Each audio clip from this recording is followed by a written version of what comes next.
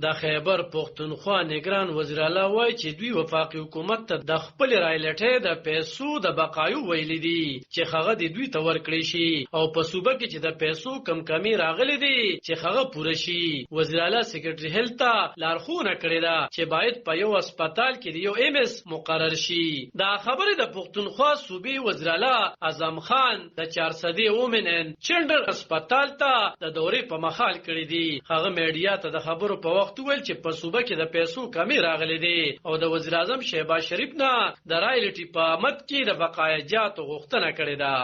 دا کوشش کوو چې موږ ته نت هایډل پروفټ 62 بلین کروڑ روپے زموږ پاتې 62 بلین صرف نت پروفټس دي. دغه شان دي نور مزدورو کې دي. هغه د لپاره دا ټول پرون چې ما خبره وکړه دا ټول جرګم وکړه بیا پرون په منسټر سره ملو شو فاینانس منسټر سره ملو شو. دا کوشش کوو چې دا پیسې موږ ته ریلیز کړي. اوس موږ یو ټیم جوړو او وی چې تاسو ټیم په لوړیږي فاینانس ایڈوایزر او زموږ چې کوم ACS او فاینانس سیکریټری دي. سیلاب پیسې موږ غوښتي نه وزیر اعظم صاحب موږ سره وعده کړو سیلاب پیسې وته هغه پیسې نه دي.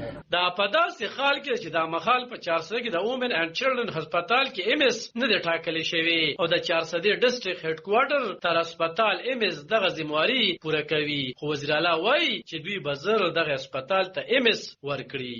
دې چې راته وې نو ما بالکل 400 ته زو د دې دغه وکاو او دا سیکریټری صاحب ما سره دی ولاړ دی سیکریټری هیلث ایڈوایزر صاحب هم ولاړ دی. دې ټولو ته پته ده چې موږ دې له اهمیت ورکو.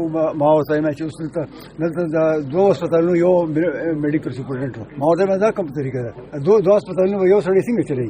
نو سیکریټری صاحب ته ما دا حکم چې فوري تور باندې یو بل میډیکل سپورټنټ خو تکړه سړی ولګوي چې هر یو هسپتال کې یو میډیکل سپورټنټ چې هغه هسپتال صحیح طریقې سره وچلېږي.